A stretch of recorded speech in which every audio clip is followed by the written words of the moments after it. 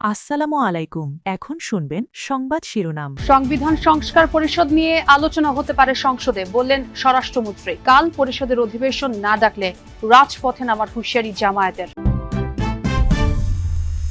আরও একটি নির্বাচনী প্রতিশ্রুতি, ইমাম পুরোহিতদের মাসিক ভাতা চালু, নাগরিকদের রাজনৈতিক ও অর্থনৈতিকভাবে শক্তিশালী করা হবে, বললেন প্রধানমন্ত্রী।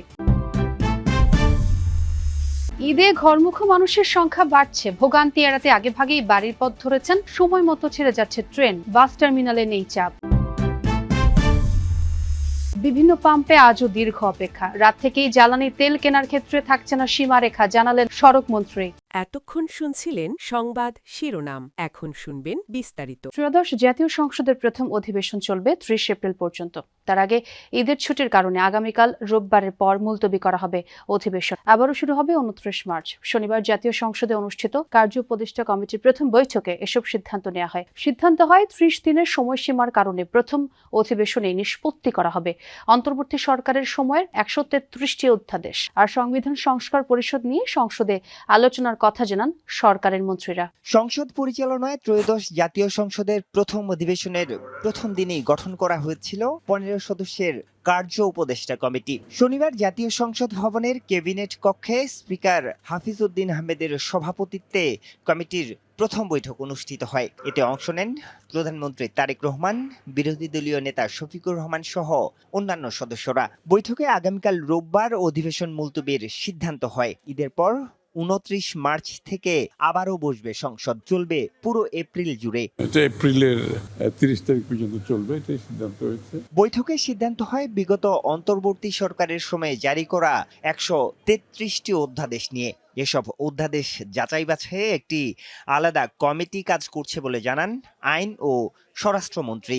বিশেষ কমিটি গঠন করা হচ্ছে, সেই কমিটিতে আলোচনা, আইনগত যে বাধ্যবাধকতাতে যে সময় আছে সেই সময়ের মধ্যে আমরা যথাযথ পদক্ষেপ গ্রহণ। এগুলো বিশেষ কমিটিতে যাবে, এটা কালকেই প্রস্তাব উত্থাপিত হবে, ল মিনিস্টার উত্থাপন করবে। তারপরে বিশেষ কমিটিতে এগুলো আলাপ আলোচনার পরে রিপোর্ট আকারে সংসদে পেশ করা হবে, এটাই নিয়ম। বৈঠকে সিদ্ধান্ত হয় রাষ্ট্রপতির ভাষণের উপর আলোচনা হবে ৫০ ঘন্টা।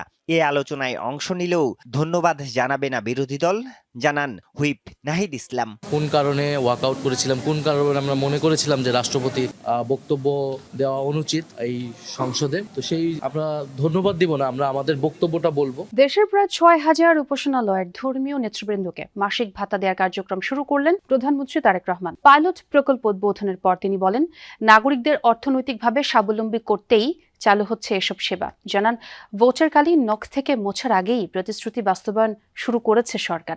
সোমবার থেকে জাতীয় খাল খনন কর্মসূচি এবং পহেলা বৈশাখ থেকে কৃষক কাঠ দেওয়ার কথা বলেন প্রধানমন্ত্রী। সম্মানী গ্রহণ করছেন হুসাইন আহমেদ আব্দুল্লাহ ইমাম। এরপর আসবেন দায়িত্ব নেয়ার ১ মাসের মধ্যে এবার ইমাম, মুয়াজ্জিন, পুরোহিত, বিহারের অধ্যক্ষ ও যাজকদের জন্য মাসিক ভাতার ব্যবস্থা করেছে সরকার।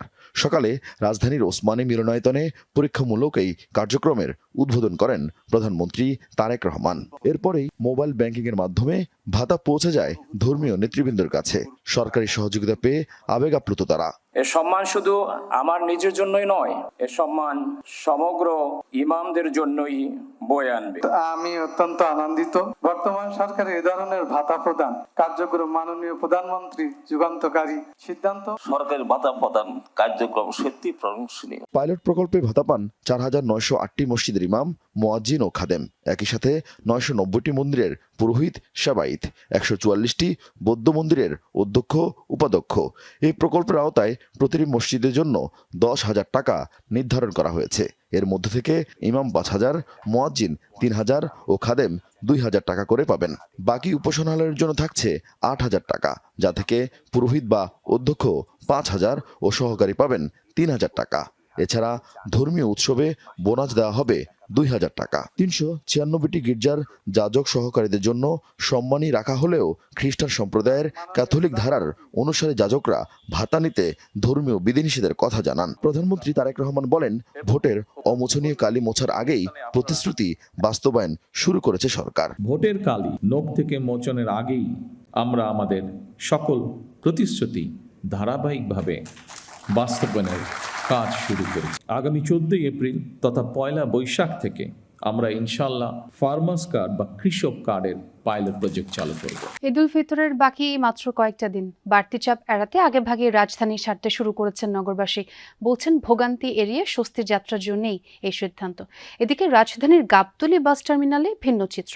রমজান শেষ হয়ে এলেও যাত্রীদের তেমন চাপ লক্ষ্য করা যাচ্ছে না। এক সপ্তাহ বাকি নেই ঈদের। পরিবার প্রিয়জনদের সাথে উৎসবের আনন্দ ভাগাভাগি করতে আগেভাগেই রাজধানী ছাড়তে শুরু করেছে নগরবাসী। রেল স্টেশনগুলোই এখন থেকেই যাত্রীদের বাড়তি চাপ লক্ষ্য করা যাচ্ছে। বলছেন ছুটি শুরুর কয়েকদিন আগে যাত্রা শুরু করলেই তুলনামূলক স্বস্তিতে বাড়ি পৌঁছানো যায়। আমাদের তো সরকার ছুটি দিয়েছে 17 তারিখ থেকে, কারণ ওই সময় তো প্রচুর মানুষ গাড়ি দিয়ে যাবে। এই সুবাদে আমরা ফ্যামিলিকে আগে পাঠাই দিতেছি যাতে আমাদের যাওয়াটা সহজ হয় আর কি।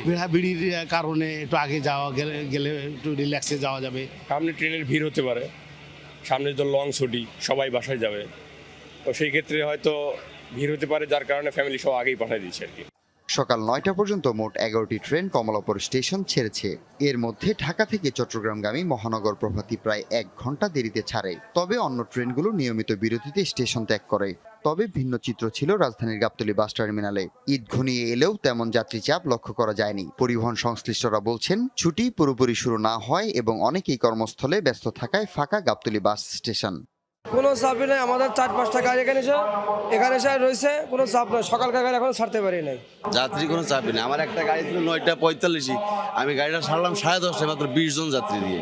আগে তো দেখতাম ঈদের 1 সপ্তাহ 8-10 দিন আগে থেকে ভালো চাপ থাকতো, এবার মানে একটু কমই দেখা যাচ্ছে এরকম। দূরপাল্লার বাস ও গণপরিবহনে জ্বালানি তেলের রেশনিং ব্যবস্থা তুলে নেওয়ার ঘোষণা দিয়েছে সরকার। শনিবার রাত থেকে এসব পরিবহন পর্যাপ্ত জ্বালানি তেল পাবে বলে জানিয়েছেন সড়ক পরিবহন ও সেতুমন্ত্রী শেখ রবিউল আলম। শনিবার রাজধানীর গুলিস্তানে সাংবাদিকদের সাথে কথা বলার সময় মন্ত্রী বলেন, রাত থেকেই বাসগুলো প্রয়োজন অনুযায়ী তেল পাবে। জানান, বড় কোনো শিডিউল বিপর্যয় নাই, ভাড়া বেশি নেওয়ার অভিযোগ নেই, যাত্রীচাপ মাঝারি। মন্ত্রী আরও বলেন, অনিয়ম রোধে সিসিটিভি লাগানো হয়েছে, মনিটরিং টিম বৃদ্ধি করা হয়েছে। ম্যাজিস্ট্রেট ছিল আগে 9 জন, এখন তা বেড়ে 24টি মোবাইল কোর্ট পরিচালনা করা হচ্ছে। এদিকে জ্বালানি তেলের সংকটের কারণে আজও রাজধানীর পেট্রোল পাম্পগুলোয় যানবাহন চালকদের দীর্ঘ অপেক্ষা দেখা গেছে। এতে ভোগান্তিতে পড়েন যানবাহনের চালক মালিকরা।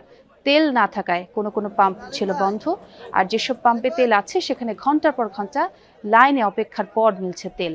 সরকারি নির্দেশনা মোতাবেক রেশনিং পদ্ধতিতেই দেয়া হচ্ছে তেল। 3 ঘন্টার লাইনে দাঁড়ায় আছে, পাম্প থেকে বলতেছে অনিশ্চিত, সন্ধ্যা হইতে পারে বা রাত্রও হইতে পারে। আমার বাইকের তেল নাই, যে কোনো সময় বন্ধ হয়ে যেতে পারে, যে কোনো সময় একদম ইমার্জেন্সি অবস্থায় আছে। তা আমরা যে সিরিয়াল ভাবে দাঁড়ায় আছে রোজা রাইকা, হ্যাঁ এত কষ্ট করে দাঁড়ায় আছে, মানুষ 2 ঘন্টা 3 ঘন্টা যাবত দাঁড়ানো, তাদেরকে তেল দেয় না, তারা ইচ্ছাকৃত ভাবে অফ করে রাখছে। 260টি স্পটকে আমরা চিহ্নিত করেছি, যেখানে যানজট হওয়ার সম্ভাবনা থাকে অনুষ্ঠিত হয়েছে। সেটাকে চিহ্নিত করে হাইওয়ে পুলিশ, বিআরটিএ, আমাদের পরিবহন